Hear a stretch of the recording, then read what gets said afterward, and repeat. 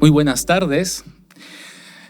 Bienvenidos todos ustedes a este evento organizado por la Universidad del Pacífico y también por la Fundación Friedrich Naumann para la Libertad, el conversatorio Ideas para una Sociedad Libre, a cargo de Antonella Marti. Me complace, para iniciar con el evento, darle las palabras al organizador, ¿no? Y que también ha tenido un rol importantísimo para poder concretar este evento. Por parte de la Universidad del Pacífico, le cedo la palabra al profesor Diego Winkelried. Buenos días a todos, bienvenidos. A nombre de la Facultad de Economía y por encargo de nuestro decano Juan Francisco Castro, les damos pues la más cordial bienvenida y esperamos que disfruten de este evento, como seguramente nosotros vamos a disfrutar de él. Quiero abrir el evento remontándonos un momento al año 1949, 4 años después de que terminó la Segunda Guerra Mundial. En Europa ya la cortina de hierro estaba consolidada. En China, el Partido Comunista de Mao Zedong comenzaba sus actividades. Y en otros países de Occidente, en Estados Unidos, en América Latina, las ideas que tenían que ver, que clamaban por planificación central y mayor estatismo, estaban comenzando a tener mucha vigencia. Y en ese contexto, en el año 49, el célebre Friedrich von Hayek, economista y filósofo liberal, termina un interesante ensayo, Los intelectuales y el socialismo, con el siguiente llamado. Y cito: a menos que hagamos de los fundamentos filosóficos de una sociedad libre un asunto intelectual vivo otra vez, y su implementación una tarea que desafíe el ingenio y la imaginación de nuestras mentes más sagaces, las perspectivas de la libertad son realmente oscuras. Pero si recuperamos la creencia en el poder de las ideas, que fue la marca distintiva del liberalismo en su mejor momento, la batalla no está perdida. El resurgimiento intelectual del liberalismo ya está ocurriendo en muchas partes del mundo. ¿Estaremos a tiempo? Cierro comillas. Esta mañana nos acompaña Antonella Marti, quien 2 o 3 generaciones después de este llamado decidió responder al llamado y dedicar su labor intelectual y profesional justamente a la difusión y defensa de las ideas de libertad.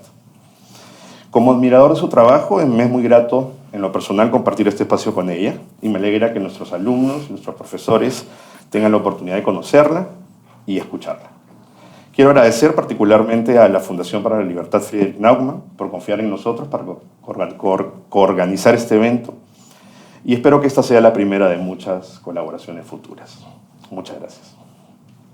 Muchas gracias, señor Winkelried. Ahora vamos a darle la palabra a la representante de la Fundación Friedrich Naumann, Oficina de Países Andinos, Naomi Honeck-Brown, para que les palabras bienvenidas.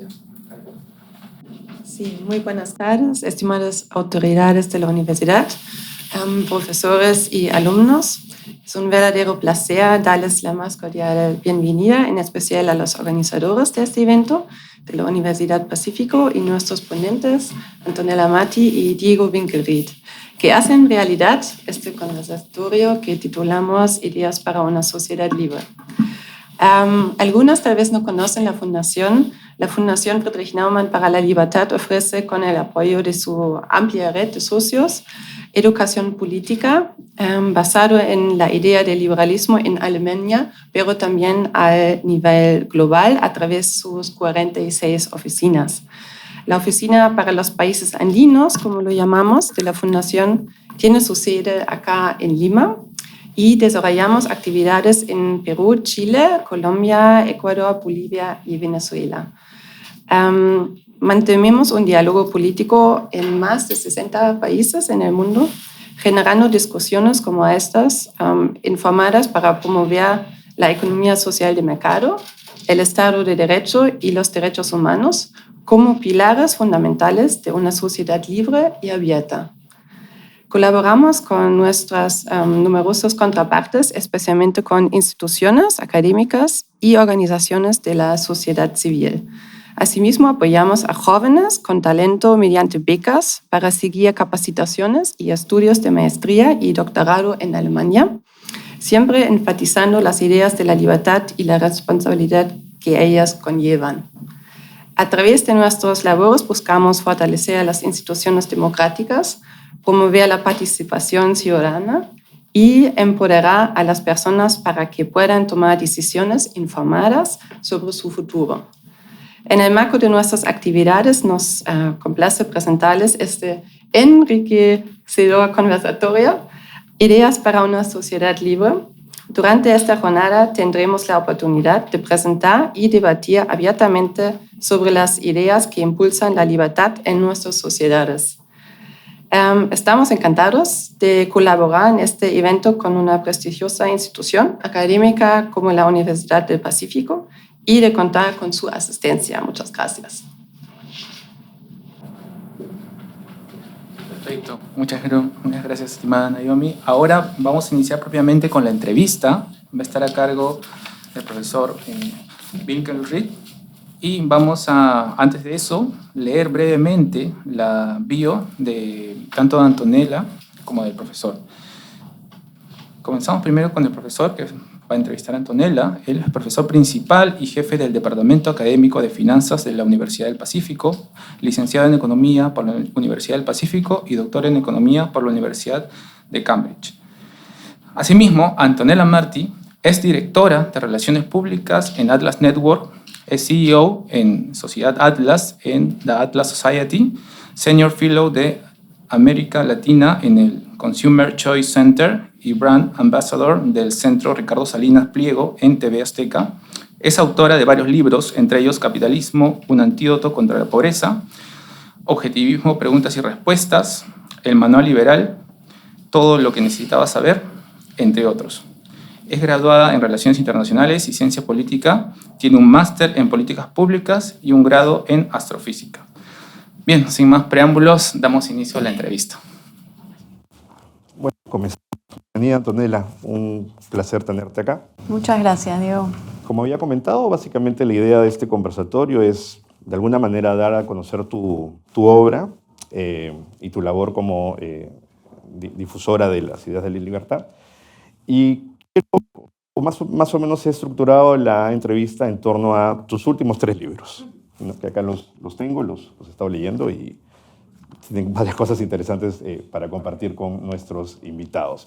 Quiero comenzar con el último que has escrito, que se llama Todo lo que necesitas saber sobre historia, arte, ciencia, religión, astrofísica, filosofía, política y economía. 365 píldoras de conocimiento para entender el mundo, ¿no? En la carátula están las píldoras, es claramente una píldora diaria. Es un libro sumamente original y, como el título sugiere, ¿no? Abarca una temática muy amplia, bastante amplia, ¿no? Para dar un ejemplo, estos son los cumpleaños de mi familia. Tenemos el Big Bang, la Constitución de Cádiz, la gestación subrogada, antisemitismo, Pericles, Mary Wollstonecraft, Juan Domingo Perón, la falacia de la ventana rota, individualismo metodológico, J.K. Rowling y muchos otros temas. Me despierta mucha curiosidad, ¿no? Hay un hilo conductor que el lector va a comenzar a entender conforme vaya leyendo el libro. Pero te quiero preguntar cuál fue un poco el proceso mental o la visión, ¿no? Que te llevó a escribir un libro con un formato tan particular, ¿no? Y además, tú como autora, ¿qué esperas que el lector se lleve una vez que consuma tus 365 píldoras? Bueno, gracias. Primero, buenos días a todos. Gracias por estar hoy acá. Gracias a la Fundación Naumann, a la Universidad del Pacífico. Gracias, Naomi, Joel, Diego. Muchas gracias por esta invitación. Y bien decías, es un libro bastante prolongado, largo, tiene, si no me equivoco, unas casi 600 y pico de páginas. Empiezo con el Big Bang y termino con las mentes que marcaron la historia de la libertad, de la sociedad libre. Y si supieras que el hilo conductor no fue algo que busqué, fue algo que se dio de manera espontánea mientras iba escribiendo el libro. Y después de escribir Capitalismo, antídoto contra la pobreza o El Manual Liberal, que vienen a representar una especie de compendios o de guías para que el lector tenga o quizás conciba una idea de lo que significa el liberalismo o las ideas relacionadas a la ilustración o lo que surge dentro de esta sociedad libre, quise expandirme un poco más, quise ir un poco más allá. A mí me fascina la historia, me fascina la astrofísica. Yo creo que dentro de incluso de la astrofísica se puede encontrar un hilo o un punto de conexión con la libertad. Y a mí me gusta mucho citar o incluso recomendar esta visión que tiene en su momento este astrofísico que marcó la historia, que fue Carl Sagan. Él hablaba de ese pálido punto azul porque hay una famosa foto que toma la sonda Voyager cuando sale del sistema solar y toma una última foto del planeta. Y se ve esa foto que es impresionante, ¿no? Porque es todo oscuro y un puntito chiquito, un píxel diminuto, muy pequeño. Y Sagan nos dice, ahí estamos, ahí pasó todo, ahí existieron todas las personas que conocemos, los abuelos, los padres, los nietos, los emperadores, los dictadores, los romances, todo pasó en ese diminuto píxel. Y yo creo que cuando nosotros vemos la vida, el día a día, la libertad incluso, desde esa perspectiva, cuando nos alejamos de lo constante, también entendemos lo importante que es terminar con esa visión de los nacionalismos, de la xenofobia, de los populismos, los colectivismos, los totalitarismos, de la ramificación que sea, de izquierdas o de derechas, y cómo personas populistas o este tipo de totalitarios que han surgido a lo largo de la historia y que todavía existen, porque existe esta ambición o necesidad por el poder, ¿no? Como decía Lord Acton, el poder corrompe y el poder absoluto corrompe absolutamente. Y por eso es importante tener claras cuáles son las ideas dentro de la sociedad libre y abierta para ponerle límites a ese tipo de personajes que pueden aparecer y que van a seguir apareciendo, como la coyuntura actual del mundo lo demuestra. Y desde esa perspectiva nosotros podemos entender cómo estos populistas buscan una gloria efímera, momentánea, en ese diminuto píxel, y ahí es cuando se cae todo, ahí es cuando se cae todo ese nacionalismo, esa xenofobia, el racismo, la homofobia, todas esas cosas que no respetan la libertad, que no respetan la esencia del individuo que es ser libre, que es pensar, razonar, sentir, vivir.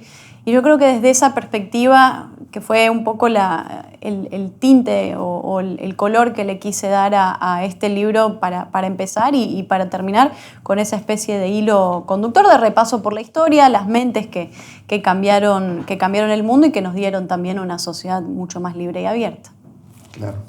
Entremos al pixel, entonces. Eso. Entremos al pixel. Tú te defines como una intelectual liberal, evidentemente. Sin embargo, eres muy cuidadosa de no utilizar mucho el término liberalismo, ¿no? Pues este ha sido usado y abusado por críticos, ¿no? Uh-huh. Al respecto, justamente en este libro, en la pastilla del neoliberalismo, tienes una cita muy interesante de Mario Vargas Llosa, uh-huh, que dice: me considero liberal y conozco muchas personas que lo son y otras muchísimas más que no lo son. Pero a lo largo de una trayectoria que comienza a ser larga, no he conocido todavía a un solo neoliberal. Uh-huh. Y continúa Vargas Llosa: el término no ha sido inventado para expresar una realidad conceptual, sino para devaluar semánticamente, con el arma corrosiva de la irrisión, la doctrina que simboliza los extraordinarios avances que ha hecho la libertad en el largo transcurso de la civilización humana. Uh-huh. ¿Qué debemos entender por el liberalismo, por lo menos para el contexto de este conversatorio? Yo lo entiendo como la defensa absoluta de la libertad. La libertad como valor pleno y la defensa de la libertad sin dividirla, sin decir la libertad económica sí, pero la libertad política no, o la libertad económica sí, pero las libertades individuales y culturales no. El liberalismo defiende la libertad en su plenitud. Hay una autora, una economista norteamericana que se llama Deirdre McCloskey, que tiene unas obras fantásticas y que hace un estudio, ¿no?, sobre cómo funciona efectivamente el liberalismo y los resultados, los buenos resultados que da. incluso a partir de la Ilustración, un momento en el que cambia la historia de la humanidad para siempre, entendemos y aprendimos la importancia de la sociedad libre, empezamos a acercarnos a esa visión de un mundo mucho más ameno, más empático. Creo que es un poco también hacia lo que hay que apostar. Pero yo entiendo el liberalismo como esa defensa completa de la libertad y McCloskey dice que ser liberal es ser adulto, que el liberalismo es adultismo.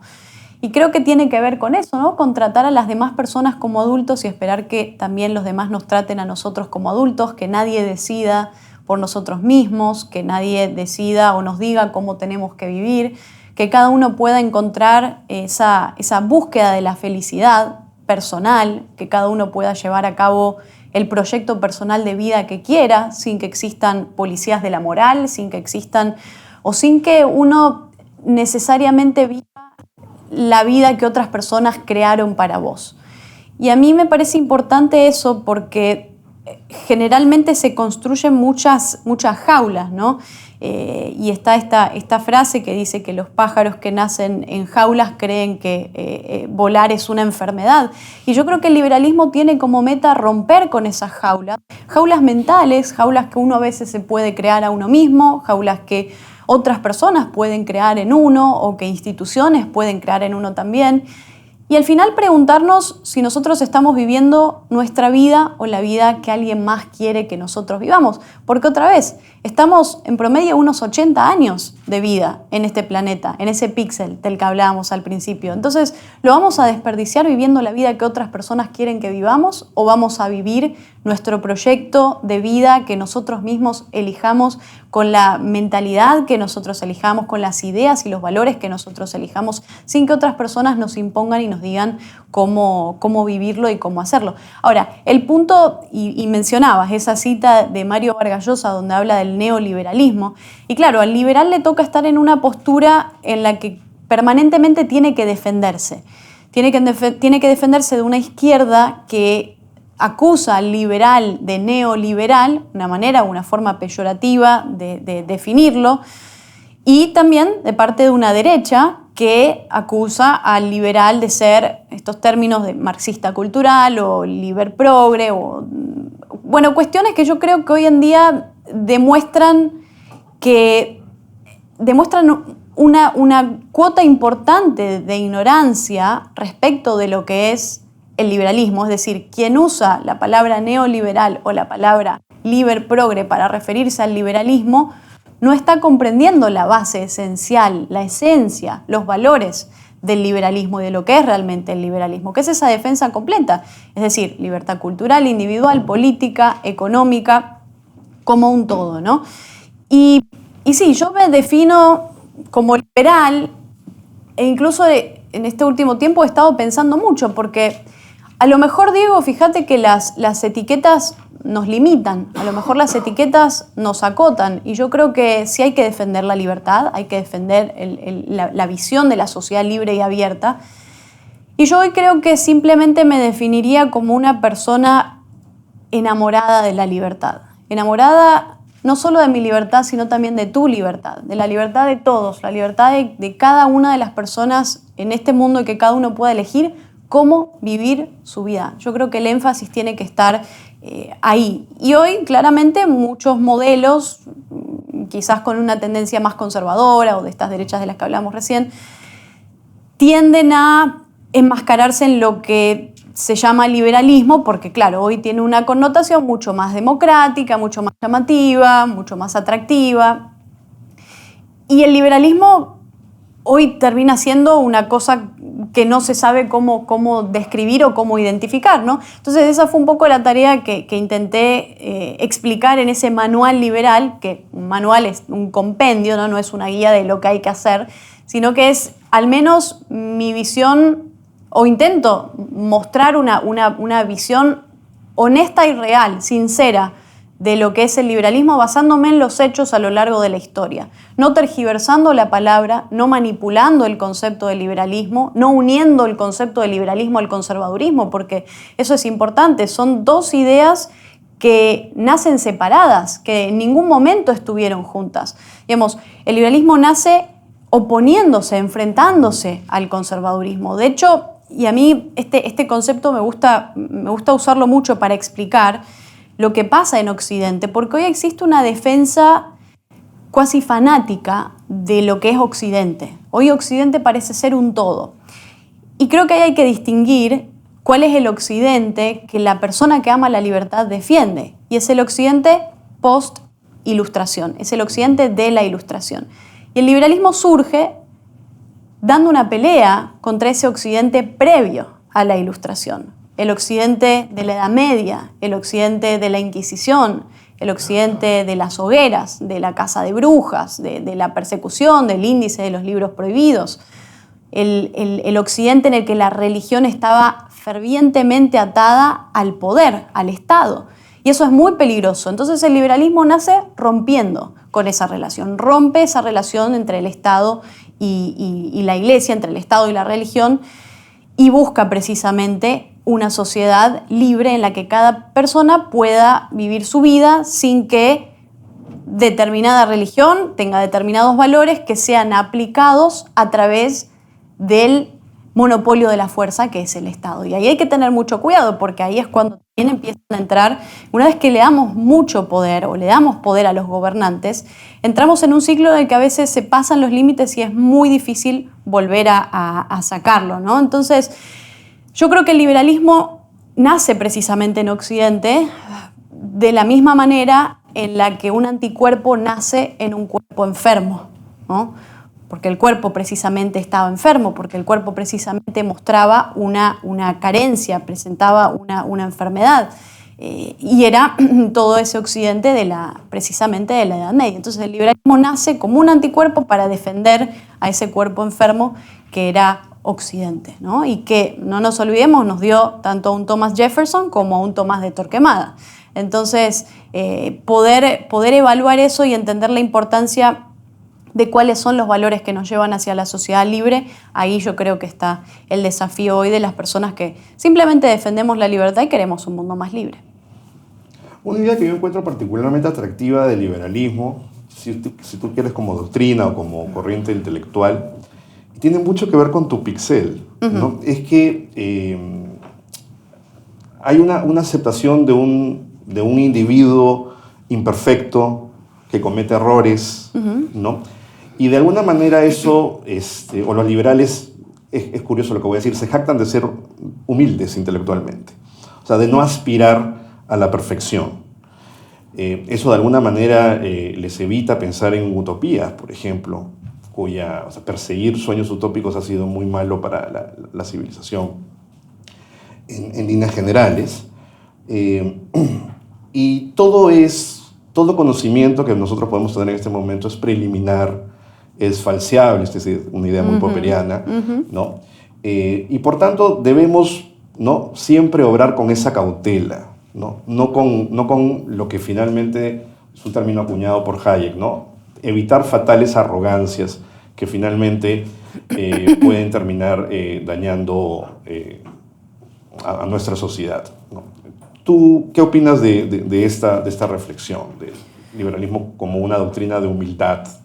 A ver, yo creo que, y fíjate, yo creo, sí, porque a mí me parece importantísimo esto y observar que el liberalismo no tiene dogmas, no es un dogma, es una idea, como bien decías, que evoluciona, que avanza, que progresa, y esa es la gran distinción que tiene el liberalismo dentro de todas las demás ideas políticas, filosóficas que plantean, ¿no?, determinadas utopías o determinados modelos a los que hay que llegar, y generalmente lo hacen a través de dogmas, ¿no?, de cosas puntuales que hay que seguir y que hay que hacer y que no se pueden cambiar y que no evolucionan y sobre las que no nos cuestionamos, sobre las que nadie puede hacerse preguntas.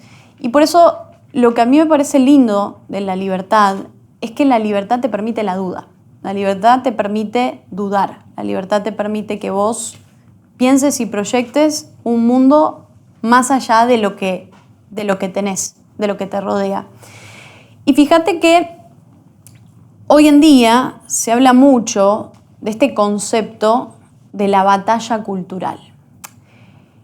Y yo creo que todo lo que no se permite evolucionar no es cultura. Todo lo que no se permite evolucionar es una especie de ingeniería social o de disciplinamiento social. Y yo estoy muy en contra del concepto de la batalla cultural, que ha estado durante mucho tiempo, que de hecho parte de una visión más bien de la izquierda, un concepto de Antonio Gramsci, esta concepción de la hegemonía cultural, y es un concepto que incluso la derecha también lo utiliza. Y yo me asombro cuando veo que muchas personas que se dicen liberales hacen uso también de la palabra o de la idea de batalla cultural. Porque para mí la batalla cultural es una contradicción en términos. Y es una contradicción en términos porque la batalla es un concepto, un término bélico, y la cultura es un orden espontáneo. Digamos, un orden espontáneo es algo que surge a través de miles y millones de interacciones a lo largo de la historia que no son planificadas.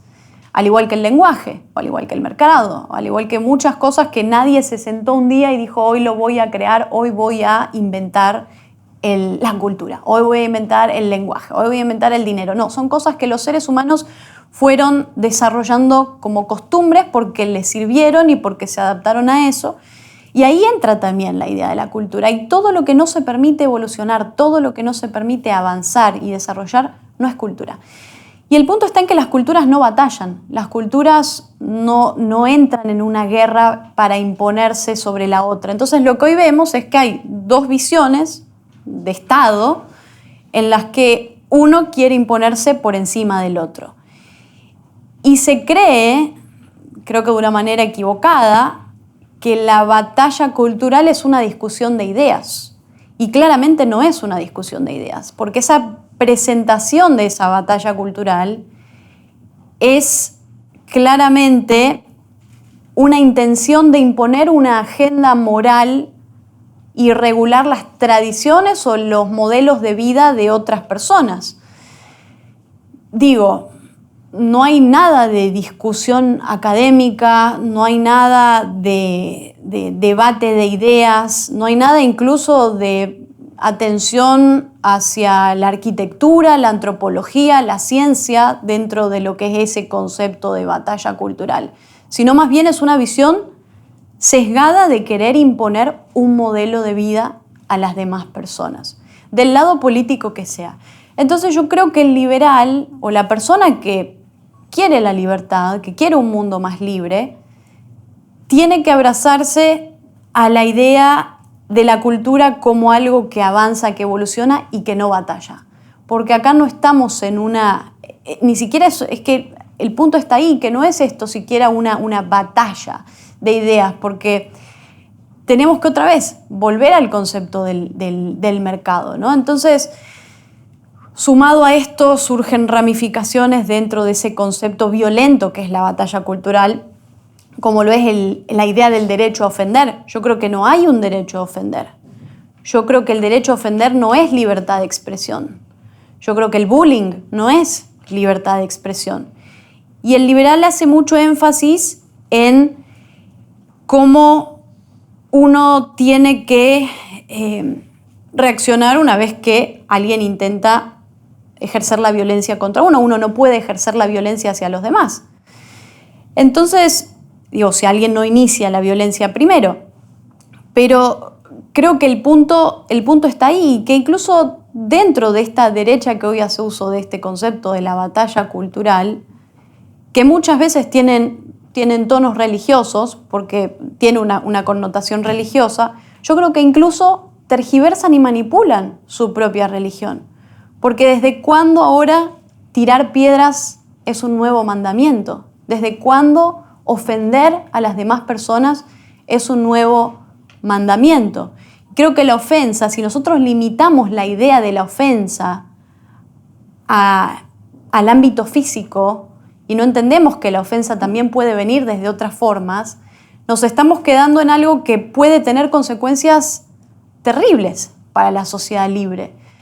Yo creo en una sociedad de individuos empáticos, libres, que tengan conocimiento de herramientas socioemocionales, emocionales afectivas, donde también desde este lado no se hable de ideas como algo envuelto en gráficos, en números, en ideologías, en libros, en guías. Yo creo que hay que tener una visión más humana del ser humano. A veces nos olvidamos de eso, nos olvidamos que somos humanos y que las otras personas también son humanas. Y yo insisto en apostar por ahí cuando hablo de la libertad, en poder abrazarnos a ese tipo de conceptos que hagan de la libertad, o al menos del liberalismo, una idea, un lugar mucho más ameno para todos, y en el que no exista esa batalla campal de destruir al otro, y mucho menos en nombre de una religión del amor, ¿no? Porque si yo no soy religiosa, por ejemplo, pero a mí me llama mucho la atención cuando veo a personas que se dicen religiosas y que se dicen conservadoras hablar de este derecho a ofender, de esta batalla cultural, de esta guerra de esta cruzada moral que hay que hacer contra otras personas. Entonces, ahí te das cuenta que nuevamente hay algo que no está siendo coherente entre lo que se dice y lo que se hace. Me gustaría regresar a ese punto, a esto que mencionas sobre la convivencia pacífica en sociedad. Después de hablar un poquito de cuestiones más del plano económico, un poco para elaborar la idea y el mensaje finalmente. Y en el plano económico creo que tu libro Capitalismo, un antídoto contra la pobreza tiene muchas ideas sumamente interesantes, ¿no? Y algo que, digamos, iba pensando mientras lo leía, es que, bueno, los que enseñamos economía o los que tenemos algún tipo de acercamiento con la academia, típicamente utilizamos mucho la figura de Robinson Crusoe, ¿no? El náufrago, el famoso náufrago, digamos, porque es una herramienta pedagógica útil para explicar cómo puede funcionar una economía muy simple, ¿no? Pero hay algo bien interesante en la historia de Robinson Crusoe que no se enfatiza lo suficiente, y es que Robinson Crusoe pasa de ser un clasemediero londinense a una persona que experimenta la más cruda de las miserias, ¿no? Y lo que está pasando en ese caso es que las circunstancias básicamente lo despojaron a Robinson de los beneficios de la división del trabajo y el libre intercambio, ¿no? Que son, pues, las razones que de repente recordamos, ¿no? Adam Smith apuntaba como las causas de la riqueza de la nación, de la riqueza de las naciones. En el libro me parece bien interesante el enfoque que utilizas, porque tú mencionas que el estado natural de la humanidad es el de Robinson Crusoe, es la pobreza, y que más bien el reto intelectual no se trata sobre reflexionar sobre la naturaleza de la pobreza, sino de tratar de encontrar los determinantes o las causas de la riqueza, ¿no? Y más aún mencionas o enfatizas que el haber conseguido como especie la capacidad de desafiar ese orden natural y superar ese estado de precariedad es uno de los grandes logros de nuestra civilización. Y esos logros se los atribuyes tú a las ideas de la libertad.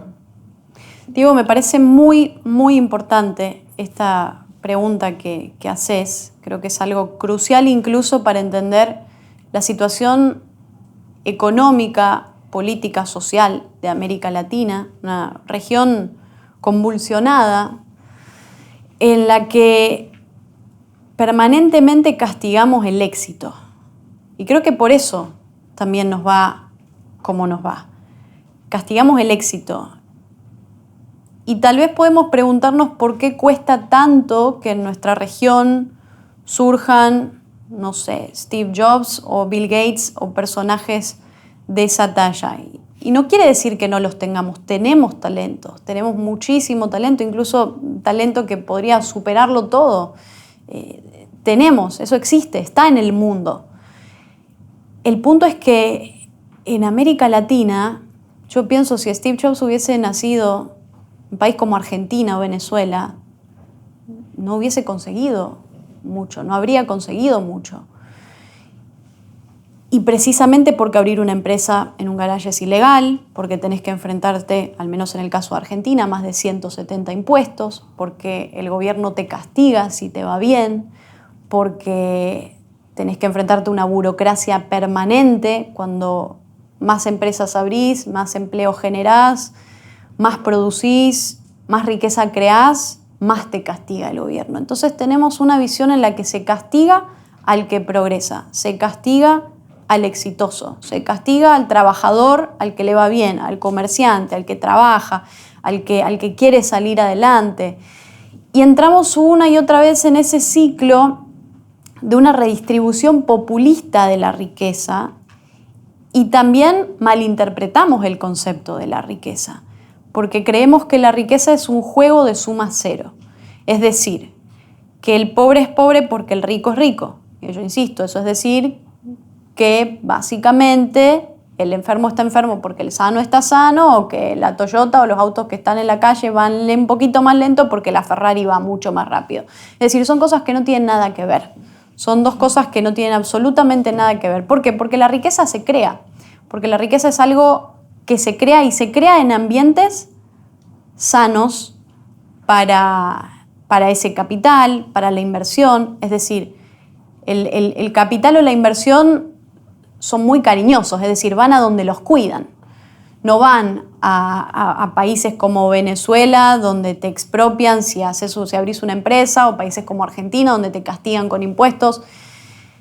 Y ahí está el punto, en poder convertir a nuestra región en un lugar mucho más atractivo para las inversiones. Pero para eso tiene que haber incentivos. Y los incentivos tienen que aparecer en el momento en el que nosotros dejamos de castigar a las personas que quieren salir adelante, que quieren trabajar. Son muchas, la gente lo quiere hacer. Pero el gobierno crea otra vez esta visión en la que el populista, y esto es una frase que uso mucho porque creo que es la que mejor lo define, el populista te quiebra las piernas, te da muletas y te dice que si no fuera por él vos no podrías caminar. Y tenemos esa relación tóxica con el gobierno. Hay una relación muy tóxica en América Latina con los gobiernos. Y tenemos que empezar a entender la riqueza como algo que no es un juego de suma cero, sino como algo que podemos crear y que tenemos que crear. Hace 200 años, básicamente el 95% de la población mundial vivía en extrema pobreza. Eso quiere decir que hace 200 años el mundo entero prácticamente era pobre. Hoy ese porcentaje es del 9%. Es decir, en 200 años cambiamos el mundo para siempre, combatimos la mortalidad infantil de una manera nunca antes vista, las enfermedades, tenemos hoy agua potable, donde hace muy poco tiempo, nuestros antepasados tenían que caminar kilómetros para buscar agua, para poder tomarla. Hoy con una pastilla se te pasa un dolor de cabeza en 15 minutos o incluso menos. Tenemos curas para un montón de enfermedades, alimentos, tenemos transporte, tenemos un montón de cosas que nos hacen la vida mucho más amena, más fácil, más sencilla y más larga incluso, porque se triplicó la esperanza de vida. Y fíjate que eso pasó en el momento que nos abrazamos al comercio, que nos abrazamos al libre comercio, que nos abrazamos a la idea, a las ideas y a los principios de la Ilustración. Hace 200 años, cuando el mundo cambia para siempre con esa revolución industrial y con esas ideas de la Ilustración, del liberalismo, que vienen a generar no solamente una sociedad mucho más abierta en términos económicos, sino también en términos democráticos. Por eso la importancia de tener sociedades democráticas, que cuiden los derechos humanos, que estén a favor de que cada individuo tenga dignidad humana y que cada uno pueda expresar al máximo el desarrollo de su propia personalidad. Entonces nos fue bien cuando creamos ese ambiente, ese entorno para poder desarrollar, ¿no? Y lo que pasa lamentablemente en América Latina es que nos abrazamos a una visión, a un concepto de gobierno que castiga a quien quiere salir adelante. Argentina, por ejemplo, es un país con un poquito más de 45 millones de habitantes. Aproximadamente 21 millones de habitantes en Argentina reciben de alguna forma dinero del Estado y solamente 7 millones trabajan en el sector privado. es decir, que generan y que producen. Y ahí es cuando vos ves la balanza y los números claramente no te dan. Es muy difícil salir adelante en un contexto así. Y más cuando encima te castigan burocracia, gobierno, impuestos y todo lo que viene encima, la inflación. Entonces creo que hay que repensar la relación que tenemos con el gobierno o la visión de gobierno y también de creación de riqueza en nuestra región, ¿no? Ver la riqueza como quizás una torta que hay que agrandar y no que hay que repartir en pedacitos cada vez más chiquitos hasta que nos quedemos sin torta para repartir, que es como le pasa a los populismos, ¿no? Que terminan colapsando porque ya en algún momento no hay nada más para repartir porque nadie produce, porque nadie tiene incentivos. Correcto. Ahora que mencionas el caso de América Latina, recordé esta conversación que tú tienes en este librito de Hablemos de Libertad Política. Uh-huh. Tú tienes una conversación bien entretenida con Álvaro Vargas Llosa. Uh-huh. Y dan pinceladas de estos factores culturales muy propios, no sé si muy propios, pero típicos de América Latina, ¿no? Uh-huh. De que, por ejemplo, en América Latina los intelectuales vivimos fascinados con, por ejemplo, la Revolución Francesa o la Revolución Bolchevique, pero ignoramos la Revolución Gloriosa inglesa y no sabemos tanto de la Revolución Americana, ¿no? Y básicamente fueron procesos históricos, todos ellos revolucionarios, con ideas muy bonitas a priori, pero que los dos primeros desencadenaron en tiranías muy comparables con las previas, uh-huh. Mientras que los dos últimos básicamente consiguieron efectivamente regímenes con separación de poder ex post, ¿no?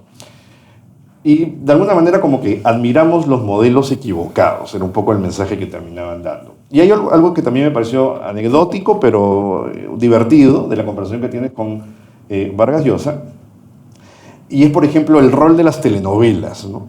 En justamente, de alguna manera, perpetuar estos mecanismos o esta idea de que la riqueza no se crea, sino que se transmite, se distribuye, ¿no? Porque en telenovelas mencionan el gran mecanismo de ascenso social es la herencia, ¿no? Uh-huh. ¿No? Se muere un tío que nadie nunca conoció, que tenía mucho dinero y me vuelvo rico, o la chica pobre que se casa con el señorito adinerado, ¿no? Que es bella y eso cambia, bueno, en la mitad de la novela es básicamente cómo se adapta a su nueva vida, ¿no?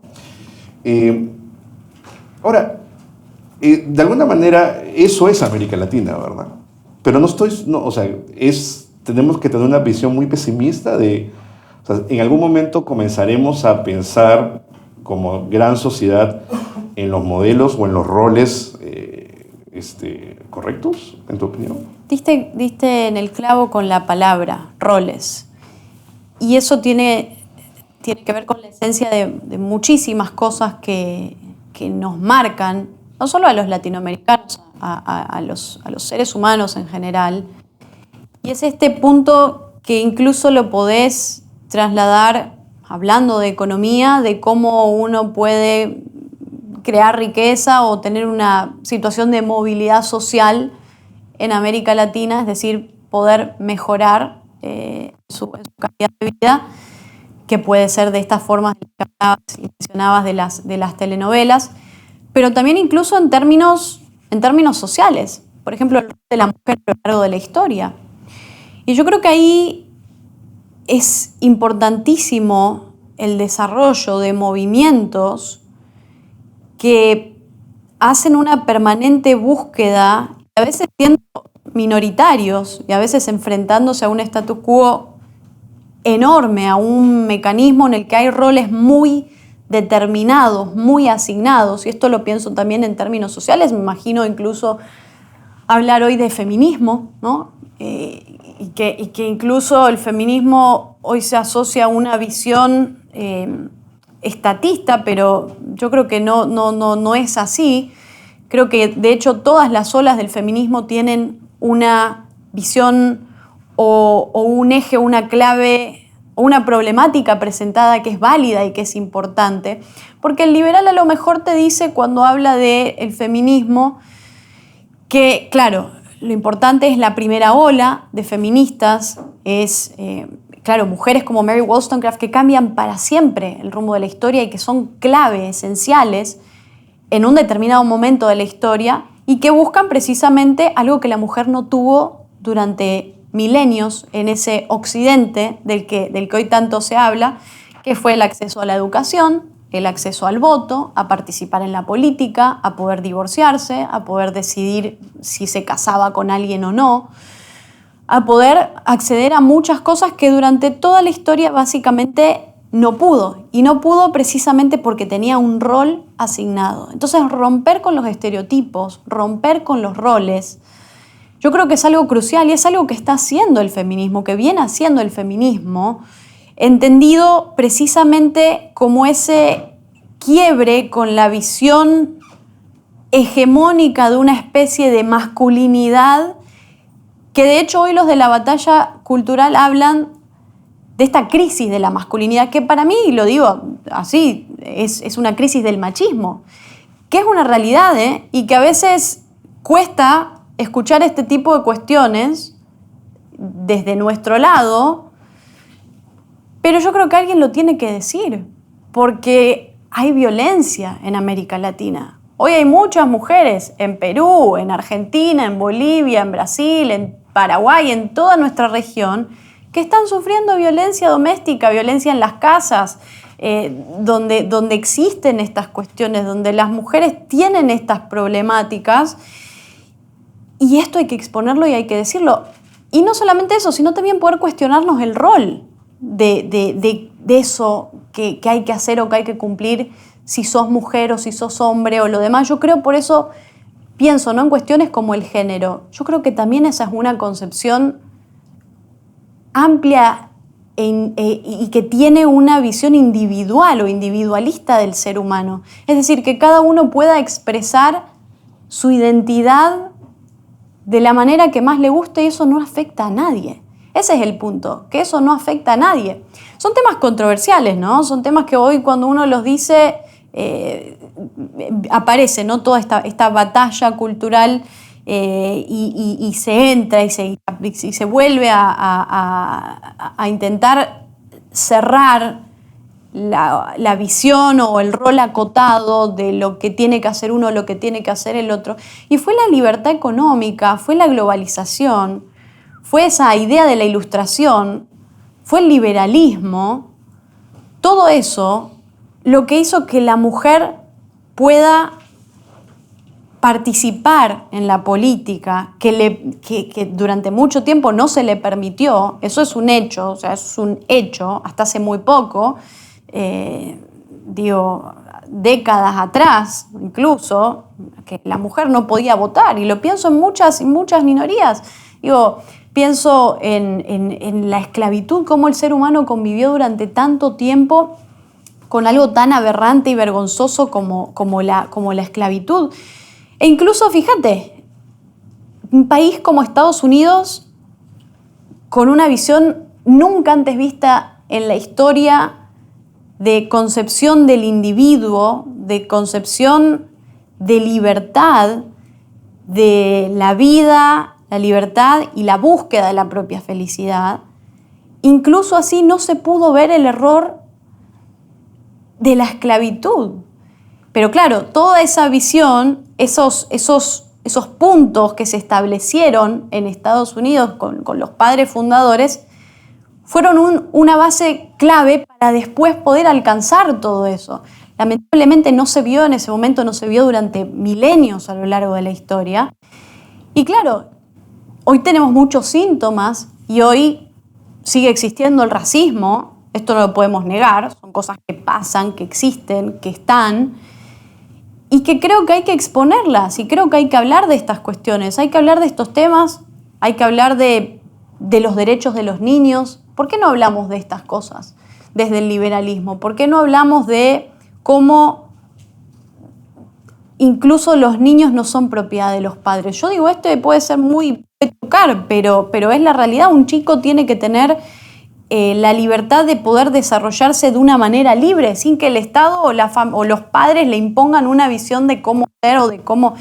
Y ahí está otra vez, romper las jaulas, y ahí se trata de educación, se trata de educar en libertad, se trata de la importancia de tener una visión más empática de la vida.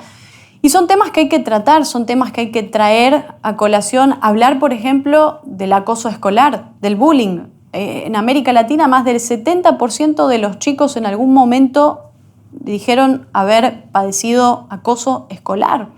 Y esto tiene consecuencias terribles y es algo en lo que también uno puede aportar desde la visión de la libertad.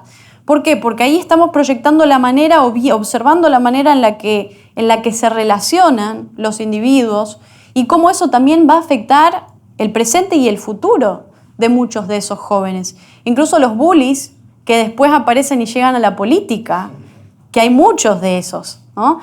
Entonces, plantear cosas distintas, porque si no quedarnos simplemente hablando de bajar impuestos, de bajar el gasto público, de igualdad ante la ley, sí son cosas claves, son importantísimas. El liberalismo se enfoca en eso. La primera ola del feminismo con Mary Wollstonecraft hizo énfasis en esa igualdad ante la ley que no existía. Hoy fuimos alcanzando muchas de esas cosas, entonces poder ver cuáles son los problemas que todavía tenemos en la región y no quedarnos únicamente en un nicho determinado, dogmático, creo que eso es lo que nos va a poder ayudar a que nuestras ideas evolucionen y no se queden simplemente en algo que no cambia, que no avanza y que no progresa. Es bien interesante lo que mencionas, sobre todo en la conexión que tú has hecho con esta idea también muy fomentada del pensamiento liberal de igualdad ante la ley, ¿no? Sí. O como dice McCloskey, igualdad de permiso, ¿no? Ajá. Al respecto tengo acá una reflexión rápida de Marianne Tupy, ¿no? Ajá. Que es editor de Human Progress, bien interesante. Dice, si a una persona razonable hoy se le pidiera diseñar una sociedad desde cero, seguramente el plan estipularía que todas las personas son iguales ante la ley, ¿no? Pocas cosas le parecerían al lector moderno más sensatas que la protección sin importar la raza, el sexo o la clase. Lo que muy pocas veces se aprecia es lo extraordinariamente reciente que es ese sentimiento, que es lo que tú mencionabas hace un momento. Ahora, pero este ideal de igualdad ante la ley típicamente colisiona con algunos otros clamores de igualdad no tan naturales desde una perspectiva más liberal, ¿no? Igualdad de ingreso, por ejemplo, ¿no?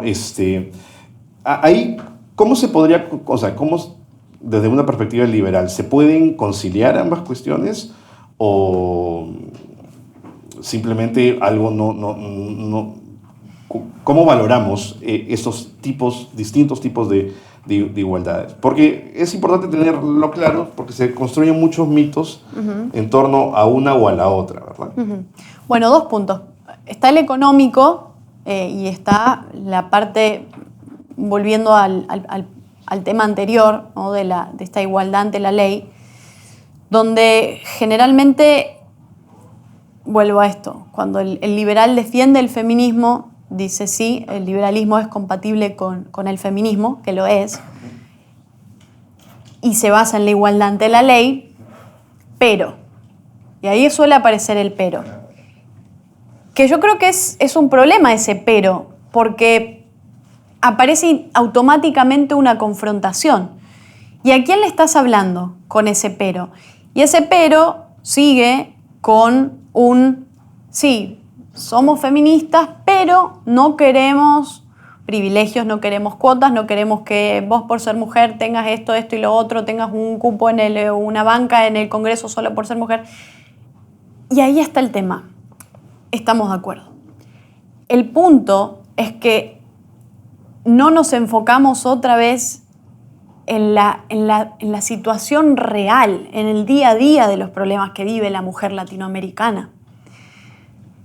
Una mujer que hoy está sufriendo violencia en su casa, o como sea, que la maltrata el esposo o el novio, que pasa mucho, esto existe, es una realidad, viene un liberal y le dice, sí, queremos igualdad ante la ley, pero no queremos que vos tengas un cupo en el Congreso. Y claro, las personas en la vida real, no en la vida académica de libros, tiene otros problemas y está pasando por otro tipo de cosas.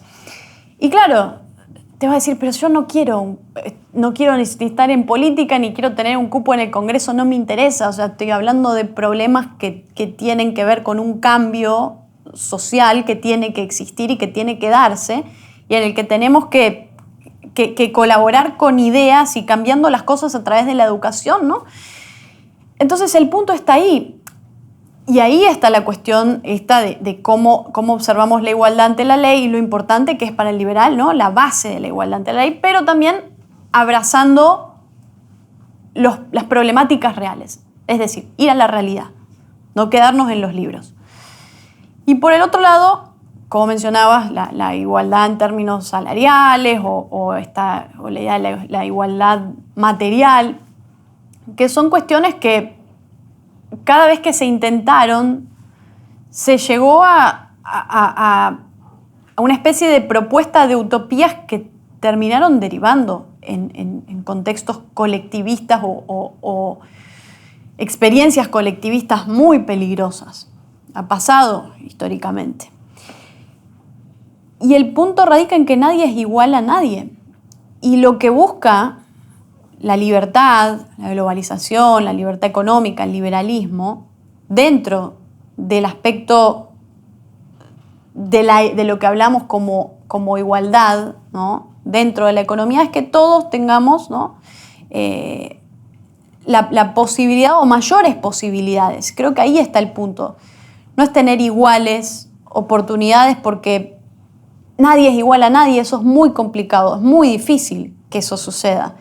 Pero lo que el liberal te dice es que lo que pretende, el objetivo de su visión económica es que existan cada vez más oportunidades. Un nivel cada vez mayor de oportunidades. Eso se crea con nuevo empleo, con nuevas empresas, con personas que puedan tener oportunidades de crear, de innovar. Y se trata al final de eso. Digo, por ejemplo, los sectores más pobres en las economías más abiertas ganan 10 veces más en términos salariales que los sectores más pobres en las economías más cerradas. Entonces es una cuestión de hechos. Tiene que ver con los hechos y con la forma en la que otra vez entendemos el mercado, entendemos la visión de la riqueza. Inflación, por ejemplo, esta obsesión con la emisión monetaria, que es lo que efectivamente causa la inflación, el circulante de moneda en la economía. En América Latina, en Argentina, claro, la culpa es del empresario, y todo ese globo, digamos, de teorías que generan estos políticos que están a favor de las economías cerradas y que no se hacen cargo de la inflación, no se hacen cargo de hoy más de 100% de inflación que tiene Argentina o el número interminable que tiene Venezuela. Entonces, digo, si fuera por eso, si la emisión monetaria resolviera las cosas, bueno, vamos a imprimir millones y millones de pesos para todo y con eso se terminó, o pongamos un salario, ¿no? un salario fijo. Y bueno, ¿y por qué te dicen, no sé, en algún caso hipotético, 7.000 pesos?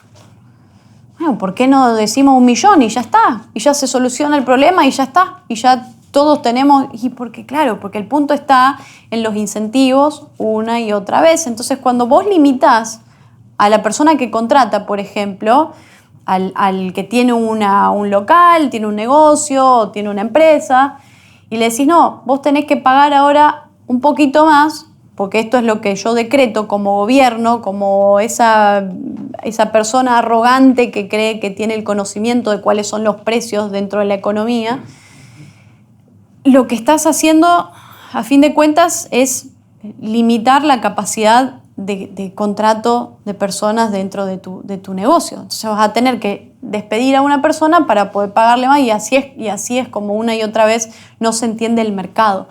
Y hay que apostar por tener una comprensión más real del mercado en América Latina. Creo que hay que empezar por ahí. Esto me recuerda, para cerrar este punto, una cita de Hayek que encontré por ahí en uno de tus libros, muy simpática que habla sobre el libro Principios de Economía de John Stuart Mill, ¿no? Y Hayek menciona, ¿no?, que Mill hace la siguiente afirmación, ¿no? La humanidad individual o colectivamente puede hacer lo que desee con los bienes que ya han sido producidos. A lo que Hayek reflexiona: si esto fuera cierto, yo admitiría la existencia de una clara vinculación moral a la hora de garantizar que los bienes sean distribuidos de una manera justa. Pero la afirmación de Mill no es verdadera, porque si pudiéramos elegir qué hacer con los bienes producidos, nadie volvería a producir esos bienes. Tengo varias preguntas que me van a quedar en el tintero.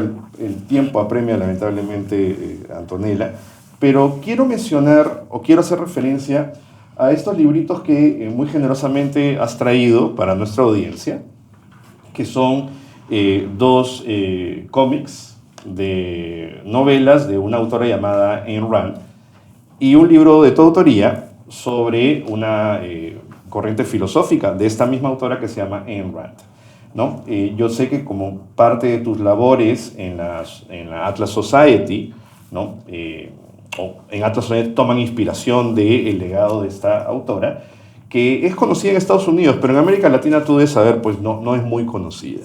Entonces, no sé si nos puedes compartir algunas palabritas sobre ella, sobre su visión y sobre tu trabajo, de alguna manera inspiradas en sus ideas. Bueno, Ayn Rand fue una filósofa, una pensadora del siglo pasado, nació en Rusia, vivió la revolución bolchevique de chica, a su familia le expropiaron el negocio, padeció de manera, digamos, en primera persona la persecución y la destrucción que puede generar y que genera efectivamente este tipo de ideologías, como fue el comunismo en ese caso. Terminó yéndose a Estados Unidos, amante del cine, amante de las novelas.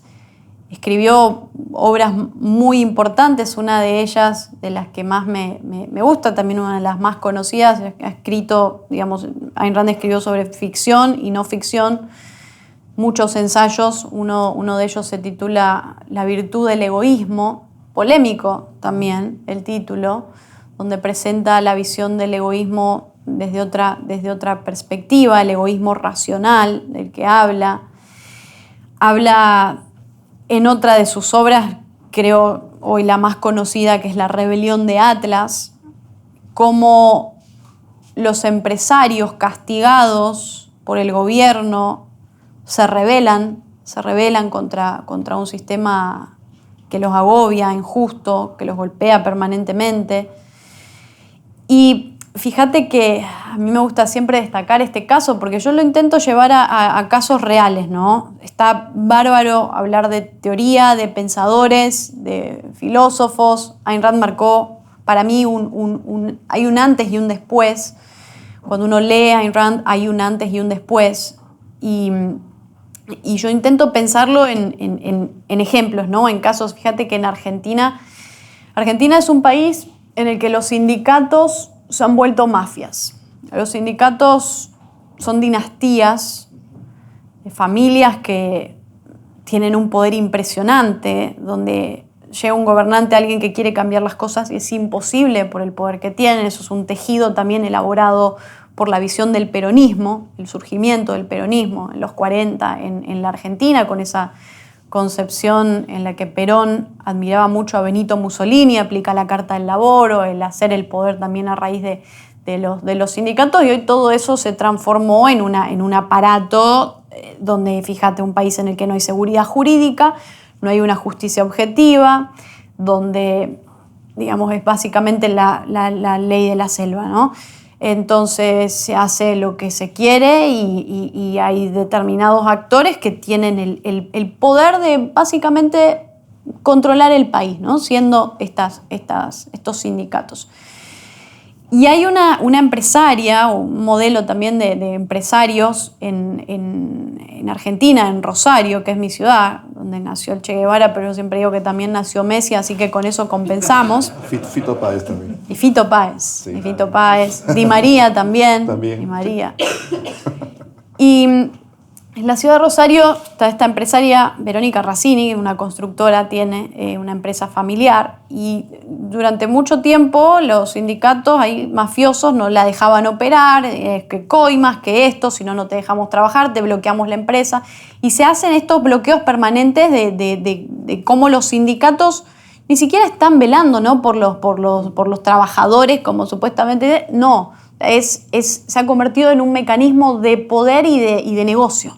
Es un negocio como también se convirtió la política en la región, en América Latina. Es un negocio, una forma de que un político llega al poder para enriquecerse a costa de los demás, y esa es la historia de nuestra región. Y esto pasa entonces también en Argentina con estos sindicatos. Y bueno, un día se cansó, colapsó, como le pasa a estos empresarios también, a estas mentes brillantes en la rebelión de Atlas, que recomiendo leerla, es un libro largo, pero recomiendo leerlo. Y fundó el movimiento empresarial antibloqueo. Hoy tiene una fila de emprendedores y empresarios a lo largo de Argentina que hacen frente a este tipo de mafias. Han logrado también que vayan a la justicia muchos, sindicalistas que extorsionaban. Y se están finalmente hablando de cosas que antes dábamos por hechas, que simplemente se asumía que un líder sindical mafioso con una dinastía de décadas tenía el poder y era palabra sagrada, y eso no se podía tocar.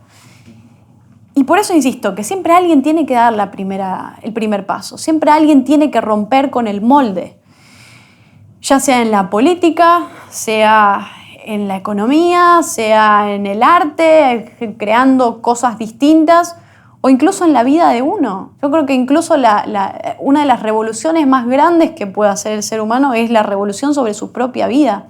Poder tener las riendas de tu propia vida. Hacer esa propia revolución de rebelarte contra esas jaulas de las que hablábamos al principio, Diego.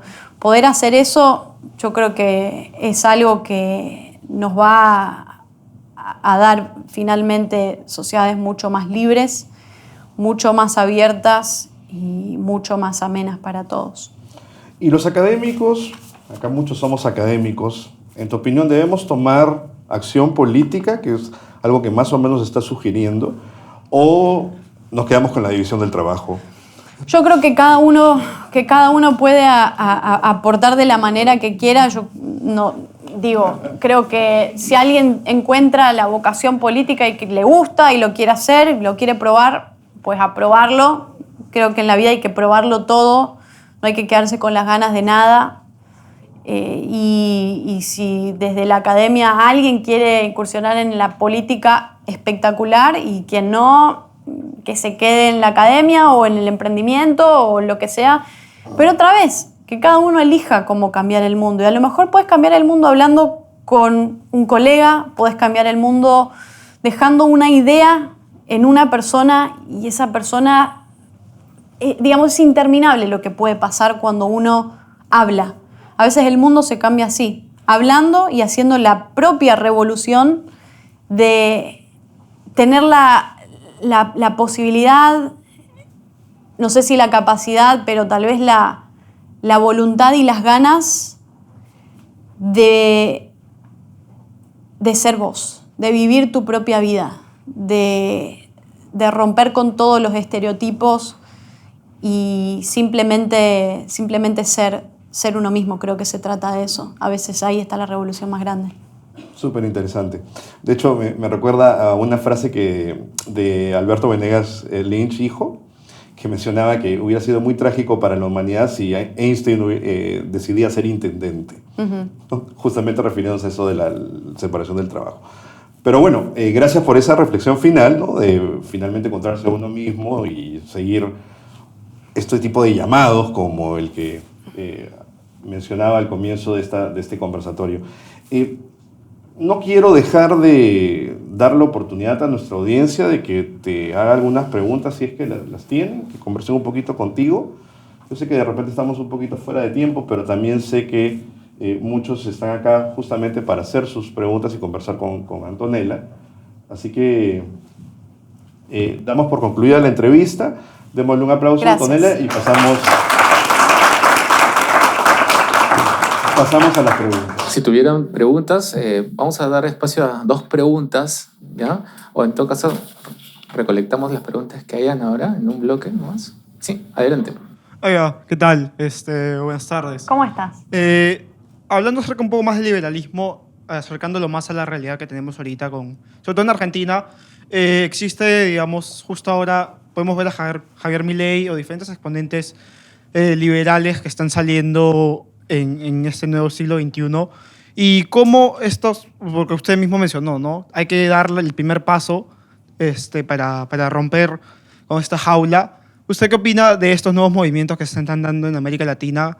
Y cómo podemos, desde, digamos, en Perú, poder también hacer mismo que se está haciendo en Argentina. Bueno, primero muchos de esos movimientos que hoy vemos son movimientos relacionados a lo que hablábamos al principio. Movimientos que usan la máscara liberal para imponer una visión o una agenda que prácticamente busca avasallar la democracia liberal. Digo, una persona que apoya modelos como el de Viktor Orbán en Hungría, que específicamente tiene la meta de destruir la democracia liberal. Creo que no hay nada de liberal en una persona que marque o se asocia a esa visión. Lo mismo con personalidades políticas que podemos ver en España, el caso de Vox, en Brasil, con el caso de Bolsonaro, en Estados Unidos, con Donald Trump e incluso DeSantis. Creo que todo eso es muy peligroso. Hoy lo que se está haciendo, al menos en el caso de Florida, contra los inmigrantes, cosas que no se han visto nunca, incluso dentro del Partido Republicano en Estados Unidos, hoy se desconoce en lo que se ha convertido en un personalismo populista. Y yo creo que Javier Milei forma parte de eso, y no lo creo, sino que uno al escucharlo y al ver esa postura, la postura que tiene, donde incluso las personas que están en su fórmula presidencial y demás plantean la visión de un servicio militar obligatorio, tener que quitar los derechos reproductivos de la mujer, recurrir a la visión donde él lo dijo, soy un aliado natural de Abascal, Trump y Bolsonaro.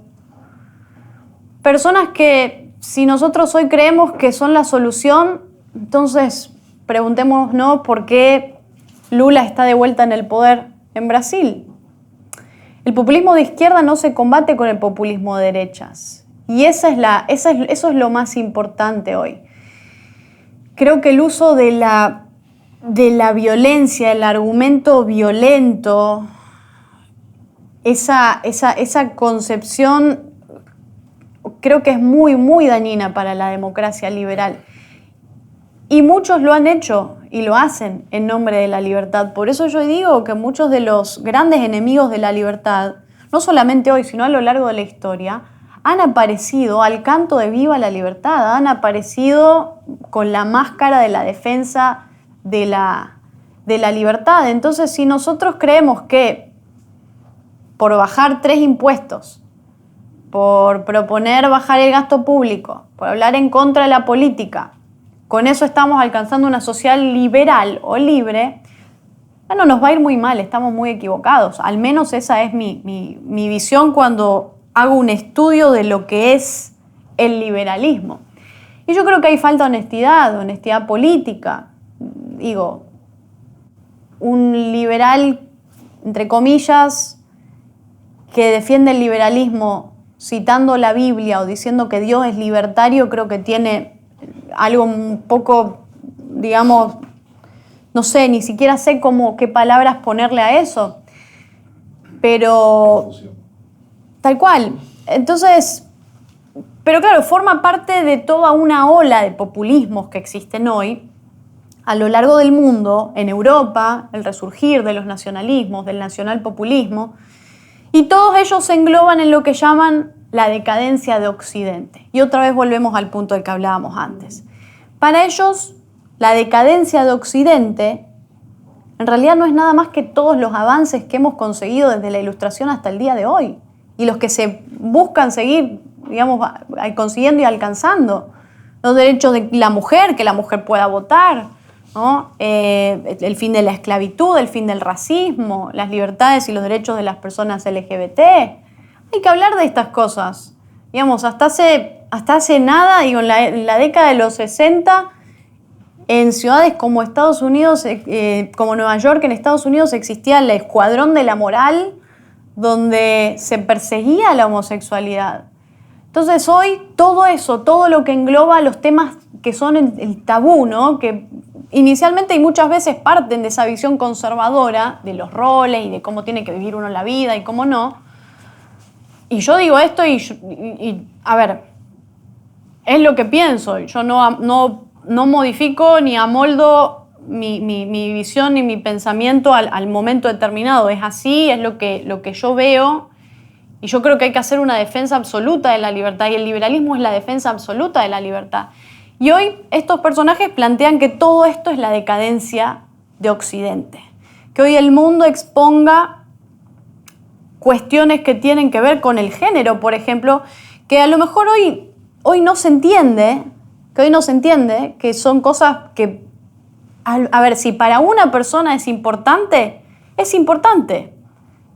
Al final el liberalismo es la defensa, como decía Ayn Rand, la libertad es la defensa de la minoría más pequeña que es el individuo. Entonces, si uno quiere avasallar la visión o el desarrollo de la libre personalidad de una persona y busca argumentos y cosas para tergiversarlo y entrar en un juego de teorías de conspiración, bueno, no vamos a poder salir adelante. Entonces yo creo que, y ese es el fíjate, el discurso de Putin. Justo ayer veía un video, un discurso que dio en 2020, 2019, donde precisamente habla de esa decadencia de Occidente. Que todo eso que hemos alcanzado es la decadencia de Occidente y es lo que está llevando al mundo al colapso, ¿no?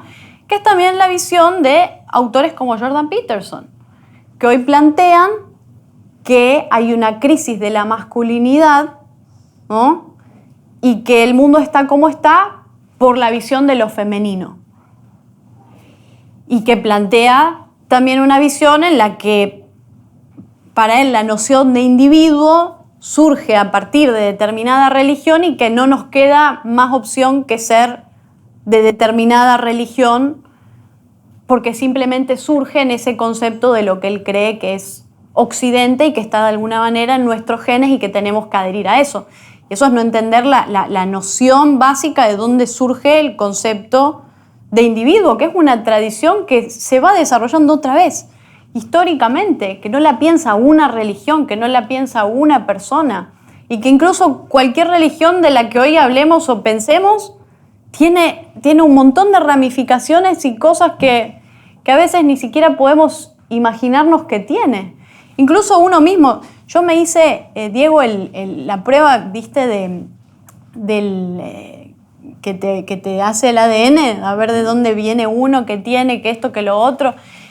Y como dice Gloria Álvarez, somos una licuadora genética, o sea, somos todos, o sea, no hay personas 100% argentinas, 100% peruanas, 100% esto, 100% somos, y de eso se trata, o sea, de que básicamente todos venimos de un mismo lugar. Todos venimos de un mismo lugar, de un grupo de personas que salió de África en un momento y que hoy tenemos esta visión de limitar y que crear fronteras y que levantar los muros y que hay personas que sí, personas que no, que hay personas que son ilegales, ¿no? Ay, Dios, si no cometieron ningún crimen, ¿por qué le vas a poner el título de...? Y así entramos, ¿no? Una y otra vez en este rechazo permanente hacia el otro. Y no entendemos de empatía, y no entendemos que... Yo insisto, yo estoy muy a favor de la libre inmigración. Países como Estados Unidos, que hoy hablen en contra de la inmigración, incluso en Florida, se hicieron gracias a la inmigración. Es un país hecho por migrantes, como todo. Y ahí está el punto, en que cada uno pueda elegir su propio destino. Y otra vez se entra, ¿no?, en esa visión de xenofobia, de racismo y demás, que son totalmente opuestas a la visión de la sociedad libre y abierta. Mientras le pasan el micrófono a alguien más, quiero hacerte un comentario. Me recordó lo que decías, una reflexión de Vargas Llosa, de Mario Vargas Llosa, que decía: hay muchas cosas para ser optimistas en nuestra época. Nunca hemos contado con tantas ideas claras para conjurar los males que nos amenazan. Esa es la fuente del optimismo de Vargas Llosa. ¿Esta es la visión de un octogenario? Porque, no sé, de repente te he leído mal, pero me parece que estabas un poco pesimista tú. No, yo la verdad que soy muy...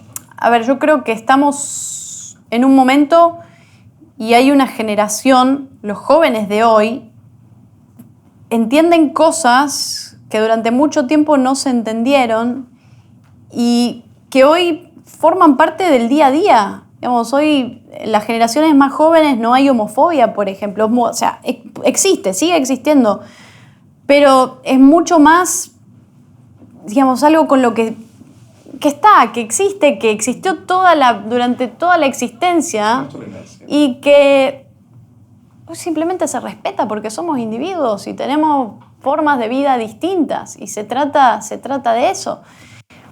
Lo que sí es que tengo mucha preocupación por el surgimiento de estos nacionalpopulismos, digo, lo que está pasando en Ucrania, lo que está pasando a lo largo de Europa con el auge de muchas de estas derechas o nuevas derechas.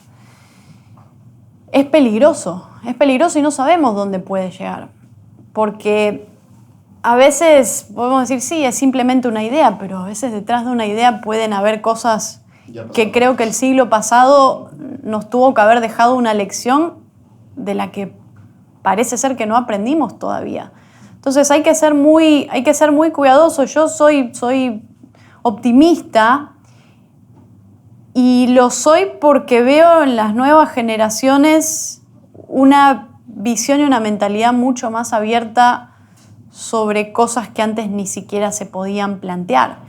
Y se trata de eso, de tener temas nuevos todo el tiempo, de poder plantearlos y poder hablarlos y poder hacer lo que estamos haciendo hoy acá, poder hablar de temas que quizás, no sé, puede venir alguna persona liberal o lo que sea y salir. Quiero que romper con esto, decir cosas que incomoden. Porque si no es muy fácil aplaudirnos entre nosotros todo el tiempo. Es muy fácil que yo hoy venga y hable de hay que reducir el Estado y hay que bajar los impuestos y la emisión monetaria y el gasto público y ta.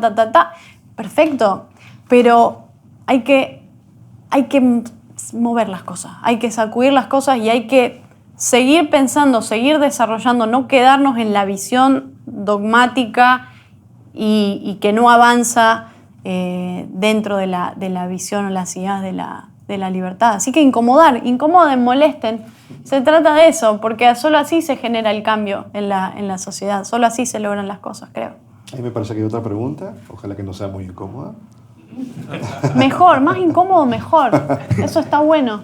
Ya, en mi caso yo soy una persona liberal, o sea, si ahorita mismo estoy estudiando en la Pacífico es porque mi amor por la libertad me hizo, o sea, comprendí de que el liberalismo está muy como que enlazado a los conocimientos económicos, ¿no? Uh-huh. Y comprendí también de que es importante entenderlo para poder crear un cambio y por eso me puse a estudiar economía acá. Y ya, pues, o sea, yo puedo identificar de que uno de los grandes problemas en mi país, en el Perú, es que tenemos una educación muy mala, ¿no? O sea, son muy pocas las universidades buenas y generalmente son privadas en general, ¿no? O sea, yo sé de que el liberalismo no busca la igualdad de bienes materiales, buscamos la igualdad ante la ley y cierta parte de la igualdad de oportunidades, ¿no?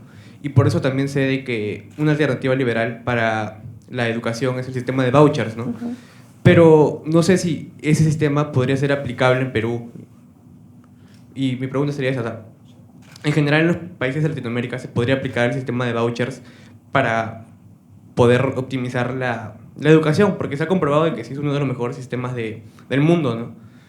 Porque si tú le das la educación al Estado, dices, todo es educación pública, o sea, al final no hay competencia y termina siendo peor. Y si es todo privado, o sea, no todo el mundo va a poder acceder, ¿no? Entonces, ¿de verdad cree que el sistema de vouchers podría ser aplicable en Latinoamérica? ¿Cómo es tu nombre? Jorge. Jorge, creo que respondiste la pregunta, incluso respondiste de qué, digamos, cuál es la esencia del sistema de vouchers, que es también poder dar la posibilidad de acceder a la competencia, a que compita la educación, y cuando hay competencia hay precisamente una mejora en la calidad. Si no, estamos todos estancados en lo mismo y no hay posibilidad de salir adelante, de progresar, de tener nuevas ideas. Otra vez, eso se trata de descolocar, se trata de incomodar a instituciones o a contextos que están muy acostumbrados a estar tranquilos. Entonces, romper eso es importante. Otra vez, roles. Es importante romper con todo eso. Yo creo que es una posibilidad. Hay muchos desafíos en términos de educación. Creo que empezar a hablar de la libertad de currículas dentro de la educación en América Latina también es algo muy importante. Y es un desafío. Es al menos hoy uno de los grandes desafíos de la región. Poder apostar por una educación de calidad y poder dar esa posibilidad es para mí importantísimo. Incluso, y esto es también otro tema polémico, pero la educación sexual en las escuelas. En Argentina ha servido para denunciar muchísimos casos de abusos en las casas, en los hogares, abusos de niños, donde los chicos pueden hablar. Y otra vez, ¿por qué no hablamos de este tipo de cuestiones? Creo que hay herramientas que uno puede dar y que pueden ayudar a que... Porque a veces es muy fácil, nos quedamos en las teorías, en la economía, en el emprendedor. Bárbaro, todo bárbaro. Pero ¿quién piensa en los niños? ¿Quién piensa en las mujeres que hoy están sufriendo violencia de género en sus casas? ¿Quién piensa en muchas de estas cosas que están pasando? Alguien lo tiene que hacer. Entonces, tratar este tipo de cuestiones y ver que tienen un resultado que ayuda a que pueda hablarse o pueda denunciarse una situación que un niño está viviendo en su casa, yo creo que eso es importantísimo. Es importantísimo poder enseñar a decir que no, poder hablar de estas cosas, traer otros temas y aportar. Y esto es lo que les decía antes, a veces uno puede aportar desde cosas que no sabía que puede aportar, porque es muy amplio el espectro de lo que es el liberalismo, no siquiera el liberalismo, no lo encasillemos, lo que es la sociedad libre y abierta. No es solamente el empresario, no es solamente el emprendedor, no es solamente el político, no es solamente el académico. Hay muchas personas que hoy la están pasando mal, que pueden tener muchos problemas, y nuestro deber es identificar y ayudar a cambiar esa situación. Les dije que iba a haber temas polémicos, yo con todo. Y yo te dije que y vos vamos con todo, así que... Hay una última pregunta, me parece. Dale. Bueno, buenas tardes. Primero quería preguntar sobre, a lo largo del conversatorio se planteó primero que el liberalismo nace de la aceptación de que el hombre no es perfecto, y también que nace en la era de la Ilustración, ¿no? Que es una revolución de todo tipo. Y ahí viene mi pregunta. Si el liberalismo en sí no busca a un hombre ideal, ¿cómo concilia el desarrollo de la tecnología? Si no hay ese ideal que busca, pero sí nació allí en la Ilustración, ¿cuál es el punto medio entre estos dos aspectos? Gracias. Bueno, yo partiría nuevamente de lo antidogmático que es el liberalismo y que en esto se adapta a los contextos, a la coyuntura de cada momento histórico. A partir de la Revolución Industrial y todo lo que llevó el desarrollo tecnológico, llegando hoy a cuestiones impresionantes que incluso a mí me gusta mucho unir el desarrollo de la física al avance y al progreso humano, precisamente porque básicamente los grandes descubrimientos de la física fueron la base esencial para todos esos aportes y cambios tecnológicos que vivimos en su momento y que hoy estamos viviendo, relacionados a la mecánica cuántica, un montón de cosas que el ser humano descubrió otra vez en lugares en los que tuvo la posibilidad y el entorno de poder hacerlo en libertad. Entonces yo creo que se trata de eso, se trata de un desarrollo espontáneo, no sabemos en lo que va a derivar el ser humano y tampoco planteamos un ideal perfecto de persona, de humano. Yo solo apunto a que, como decía antes, tengamos una sociedad más libre, más empática, más humana, más respetuosa.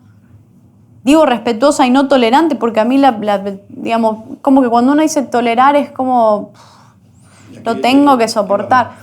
Cuando decís respetar, estás aceptando y entendiendo y validando que hay personas que viven de otra forma que no es la misma que la tuya y que podés convivir en ese entorno y que no le estás imponiendo nada a nadie.